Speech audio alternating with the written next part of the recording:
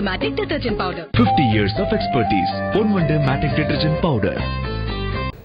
இன்று நாட்டின் 71வது குடியரசு தின விழாவை கொண்டாடிட்டு இருக்கிற நமக்கு எத்தனை பேருக்கு பிரதமர் யாருன்னு தெரியும், ஆனால் ஜனாதிபதி யாருன்னு தெரியும், சுதந்திர தினம் எப்போதும் தெரியும், குடியரசு தினம் எப்போதும் தெரியும். ஆனால் இந்த தேசிய கொடியை யார் உருவாக்குனாங்க, எப்படி உருவாக்குனாங்கிறது நம்மள எத்தனை பேருக்கு தெரியும்? வாங்க பார்க்கலாம். 20ஆம் நூற்றாண்டு தொடக்கத்தில் நாட்டினுடைய வெள்ளையர்களுக்கு எதிரான ஒரு போராட்டம், சுதந்திர போராட்டம் பயங்கரமாக இருந்தது. அந்த சமயத்தில் தான் 20ஆம் நூற்றாண்டோட தொடக்கத்தில் வெள்ளையர்கள் நீங்கள் வேற நாங்கள் வேற அப்படின்னு கோடிட்டு காட்டுவதற்கு ஒரு கொடி இந்தியர்களுக்கு தேவைப்பட்டது. இப்போ நம்ம திரையில் பார்த்துட்டு இருக்கிறது பிரிட்டிஷ்காரங்களுடைய கொடி. அந்த சமயத்தில் தான் நம்ம இந்தியாவுக்கு என்று ஒரு பிரத்யேகமாக ஒரு கொடி தயாரிக்கணும் அப்படிங்கிற ஒரு திட்டம் முன்வைக்கப்பட்டது.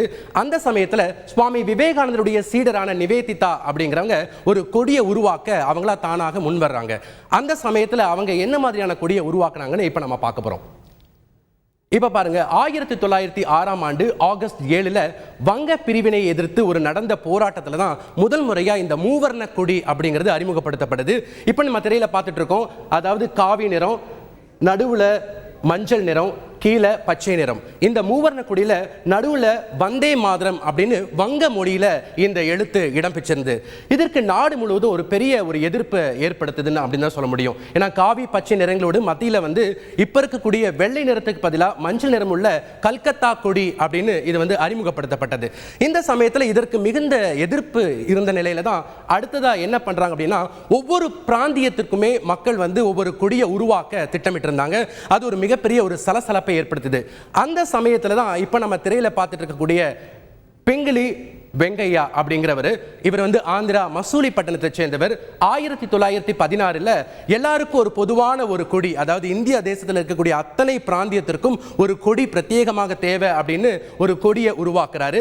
அந்த கொடி தான் இப்ப நம்ம திரையில பார்த்துட்டு இருக்கோம். அதாவது மேல காவி நிறம், நடுவுல வெள்ளை நிறம், கீழே பச்சை நிறம், அதுல ராட்டை சக்கரத்தை பொறுத்து இப்ப நம்ம இந்த கொடியை அவர் உருவாக்கினாரு.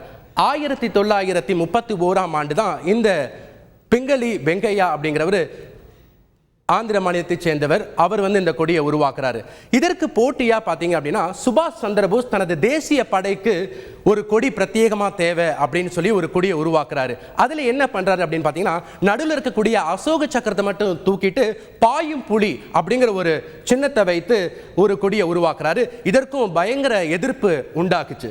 அதுக்கப்புறம் தான் பிங்களி வெங்கையா என்பவர் பார்த்தீங்கன்னா காந்தியுடைய ஆலோசனையை கேட்டுட்டு அவருடைய ஆலோசனைப்படி ஒரு கொடியை உருவாக்குறாரு. அதுதான் இப்போ நம்ம பயன்படுத்தி கொண்டிருக்கக்கூடிய கொடி, மூவர்ண கொடி. மேலே காவி நிறம், நடுவில் வெண்மை நிறம், கீழே பச்சை நிறம், அதில் அசோக சக்கரத்தை நீல நிறத்தில் பொறிக்கப்பட்ட ஒரு கொடியை தேசிய கொடியாக உருவாக்கப்படுறாங்க. இது சுதந்திர தினத்திற்கு முன்பாக 24 நாட்களுக்கு முன்பாக இந்த கொடியை தீர்மானம் பண்ணி இதை அறிவிக்கிறாங்க. இது எப்போ அப்படின்னு பார்த்தீங்கன்னா 1950ஆம் ஆண்டு ஜனவரி 26 தான் தேசிய கொடியா முதல் முறையா இப்ப நம்ம பயன்படுத்தி கொண்டிருக்கக்கூடிய கொடி அதிகாரப்பூர்வமா அறிவிக்கப்பட்டது. இது பொதுவா இந்த கொடி அறிமுகப்படுத்தப்பட்ட நாளிலிருந்து எல்லா தேசிய விழாக்கள்ல மாத்திரம்தான் இந்த கொடி ஏத்துறதும் அதற்கு மரியாதை செலுத்துறதும் இருந்துச்சு. 2002ஆம் ஆண்டு ஜனவரி 26 முதல் தான் நாட்டு மக்கள் தேசிய கொடியை எந்த நேரத்திலையும் நம்ம என்ன பண்ணலாம், பயன்படுத்தலாம் அப்படிங்கிற ஒரு திட்டம் கொண்டு வந்து அதற்கு நல்ல மரியாதை கொடுக்கணும் அப்படின்ற மாதிரி இருந்துச்சு. அதுக்கப்புறம் பார்த்தீங்கன்னா, தேசிய கொடி அவமதிக்கப்பட்டால் 3 ஆண்டு சிறை தண்டனை, அபராதம் அல்லது ரெண்டும் சேர்த்து வழங்கப்படும் அப்படின்னு ஒரு திட்டத்தை கொண்டு வந்து தற்பொழுது தேசிய கொடி அவமதிக்கப்பட்டால் 3 ஆண்டுகள் சிறை தண்டனை, அபராதம் அல்லது இரண்டும் சேர்த்து வழங்கப்படக்கூடிய நடைமுறை வந்தது.